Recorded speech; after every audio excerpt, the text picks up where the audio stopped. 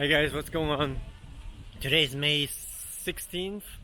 It's Monday and it's a beautiful day. I want to give you some updates. Let me center this. I want to give you some updates about the numbers. So for the first time again since the the official lockdown, we got the COVID number down to triple digits. I think it's about 900. Yeah, from now on, we're just looking to decrease the numbers day by day. And yeah, the restriction sort of remain the same, has been loosened up a little bit, but not as much as we would have expected. Now, you would probably think like, since the numbers are down drastically so much, you would see like the restrictions like being lifted like drastically as well, but actually the opposite happened. I think they tightened the restrictions sort of like even more, in the sense that, okay, now look at it from a perspective of a football game. You're up like 1-0 in a football game, and like 70th minute, and you can't let your guards down, in a 17 minutes. When you're leading 1-0, you don't want to jeopardize, by, letting your guards down, and then, what if they score, and it's, you can easily lose the game again if you just loosen up, and then eventually, it's chaos again, and everybody gets infected. So, yeah, that's why we're almost there. We're winning this game in the 70th minute, and we have 20 minutes more to go. And once we have achieved that, and then we pretty much won the game. So we can't let the guards down for the time being. So we got to be very cautious, and then hopefully we can all, beat this virus. And we're almost there. All right, that's the strategy. In an analogy, basically, the football game. Now, in terms of like food, it has been back to normal, but not like the norms, like the usual way you get like when you order food and stuff. It's still a little restricted, but then I don't see any issues. Like if you want to order your food, you can't get your luxury items still. But I was able to even get my art supplies at some point, like brushes, paints and stuff. So that was pretty okay with the food. It's like way different from what you've been told in the Western media, saying that some people are starved to death and stuff, and all these issues stuff. There's some problems, but not like starving to death. I want to say that if somebody managed to die in this lockdown in Shanghai, this person should be awarded with the Nobel Peace Prize or something like America's Got Talent or something, because it's virtually impossible to fucking starve to death. It's basically like drowning in a desert. That's how difficult it gets. You have your neighbors, you can get food. You can order online, you can get food from the government. So all this kind of like resources you have. And if you manage to die, and congratulations, you have won an award. And I'm not even fucking joking at this point, because it's Western media is so outrageous with their lies.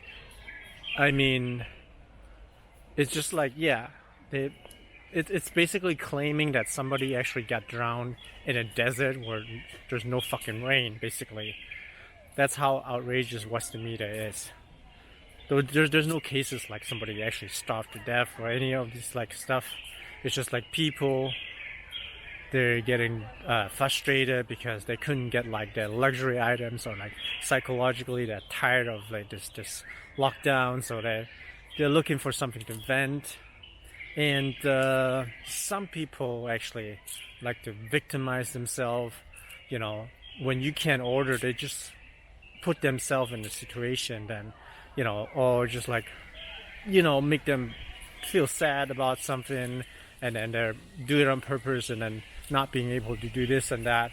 So that's basically self-victimization, and claiming like, oh, I've been a victim of this and that. When in actuality, you just have to hustle. You get your food.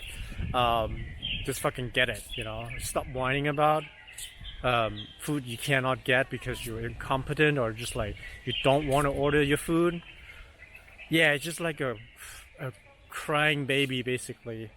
So that's in terms of food. Right now we're back to normal. Yeah, except for luxury items. So we good. So another point I want to make is that, all of a sudden, like all these 2 years we've been like living a normal life, and not having any lockdowns and, restrictions and stuff. Somehow the West has been struggling for 2 years with lockdowns, like half-ass jobs here and there. And for some reason, like, we're facing our real, like, a lockdown where most countries have already given up. We're playing in a playoff games and they have given up already. Now they're criticizing us for lockdown. We will eventually a total of like 2 months of lockdowns. And worse, they've been disrupted by this pandemic for like 2 years, and been unable to contain, and now they're giving up already, and basically we're fighting, we're playing this game in the finals, and they're criticizing us like, they have the audacity to actually criticize us like things we do wrong and this stuff, when they have no whatsoever like competence to contain this virus at this moment, the Omicron variant. So yeah, there's such an hypocrites, the West. It's just outrageous, like the stuff that they claim, all this like human rights and all this abuse and all this stuff, yeah. We'll be back. Within like 2 months, the economy, everything is going to be back as like even stronger. And from moving on, the West is still going to struggle like with a lot of dead people because they have given up, and it's just like they have more COVID deaths, and they're not reporting this anymore. So it seems like, oh, they're doing it well because they don't report about this. Now China is like actively actually fighting this virus and reporting it, and it seems like they're struggling. But in reality is that, we're still saving people's life versus the rest of the world giving up, and then lots of more dead people not being reported, and that's the game they're playing with, Okay, let me get to the main topic about why I compare Western media with compare it with like a painkiller. So what is a painkiller in a nutshell? It's basically to relieve your pain temporarily. So you take it and you feel kind of relief, and you get rid of your pain, temporarily, maybe for a day. But then when you're back to reality, like the next day, you're gonna feel the pain again. And so it's kind of like Western media. So what they do is you watch that shit and then consume all these lies, all these like exaggerations shit, and then kind of makes you like feel good about this because they broadcast all that shit, like people in China living like a miserable life, and all these lies, and it makes them feel good. Oh, I'll at least we're free to do this and that because we're a Western. We have Western democracy and all this stuff, and we're somewhat like a superior system, where we can live freely. So that makes them, with all this like criticism, like the China bashing, so it makes them really look good about themselves. So kind of like when I watched it, It makes them feel good for the time being, but once the reality hits back, when they face reality, like, okay, they're working on their 9 to 5 job, living from paycheck to paycheck, and then living, as homeless people. All these domestic issues is just a distraction. All this Western media stuff. And so it's just like watching a Jerry Springer show, and they look at these clowns, these like white trash, and see like, whoa, there's actually people that's actually worse than me. Actually, I'm homeless, but then I'm still not white trash. Look at these people that fucked up. Jerry Springer, basically. There's like these shows like stage show in terms of like China and Russia, just this Russia-phobia, all this like media reporting all these lies. Yeah, it's just to make them look good at home. So when I get back to reality, like, it's pretty sad. I mean, it's sad. It does. Maybe for society, it's really bad because the society is not moving forward. If there's no progress, if they watch this, I think it satisfies these people for the time being, but I think it's like taking a painkiller and they fall asleep and then they wake up and taking the painkiller again and again, and just like until one day they probably like wake up. It's like, shit, we've been disinformed with all this lies and misinformation. So that's when they wake up. Actually, they looking at their own problems. Like, we're messed up. Actually, from what the media has been telling us, it's just like distracting us like constantly from our domestic problems. So now we have, interestingly, the Indian media uses the same tactics, basically. So India, like, there's a few like really like anti-China, kind of like anti-Russia. Not Russia so much, but then they're talking basically smack about everybody. Like, instead of focusing on their domestic problem, India is doing the same shit. There's channels, but I think at this moment they don't really have a solution to solve all these domestic problems. Therefore, they have this channel to tell them, okay, we're doing good. Look at all these people in China, in Russia. They're doing miserable. They don't have the Western democracy, just like us in India. We have 1.4 billion people with like a democracy. And even though like a lot of people live in the slums and poverty, and it's just like all this crime rate, this crazy amount of crime rates. For sure, like, the economy isn't great. I got this from Sean Reed, the information. So India entered the WTO in 1995, and China entered the WTO in 2001. And you look at India, it's like, they entered the WTO 6 years ahead of China as a democracy even, and yet as of today, the GDP is 6 times larger than India. So you can call whatever you want, like, in India. Like, it's something that they're so proud of, India. Like, the name itself, like, as a democracy, but there's no substance behind it. It's just like hot air, basically. It's just garbage.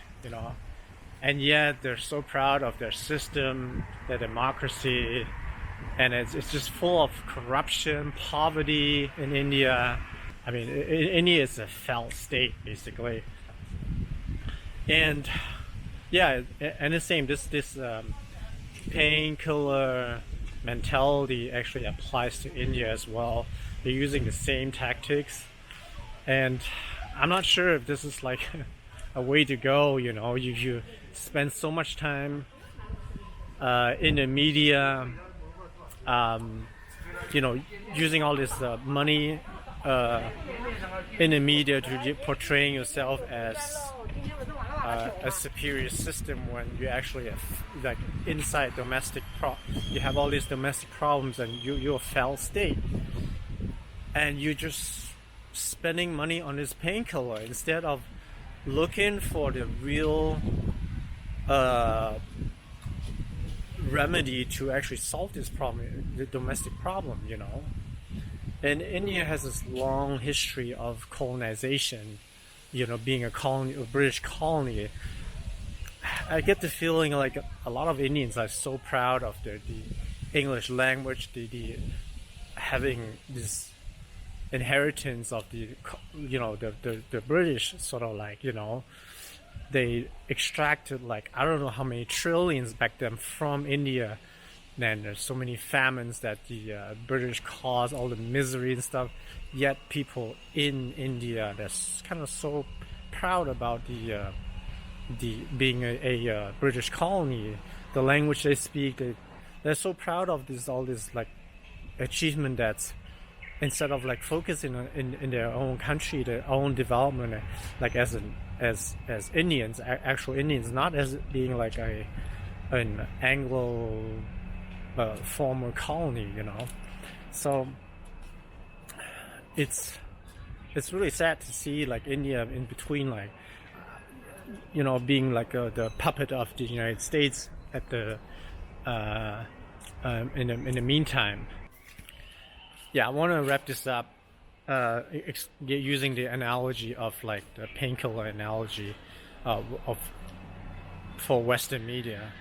Seems, yeah, I've been like writing reading some of the comments on these Indian channels, like really like even like the most impoverished people, like you know, claiming they have democracy. It's like what it reminds me of, like this picture of this African kid that's like starving, you know, and there's like saying like, oh, at least we have democracy, you know, like a starving kid.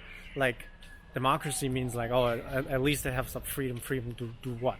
You don't even have fucking food, you don't have a fucking house, and you claim you have like human rights. I mean, this is just crazy. This is just the same stupid mentality, just like democracy like being this ultimate goal of human beings, like being able to fucking vote or freedom of speech when they don't even have food, just like the basics of a human being, like have a shelter and food. And yeah, it's just this is kind of like reminds me like what India does right now, the mentality. So people are commenting like, oh, I feel sad. Let's go back. So they say like they feel like sad for Chinese people, like they don't have human rights in this lockdown stuff. Anyways, this is just like we're like 2 months like staying at home to get all our food and all that stuff. Then we're back to normal, and the economy is gonna be like going up like crazy again, like business as usual here.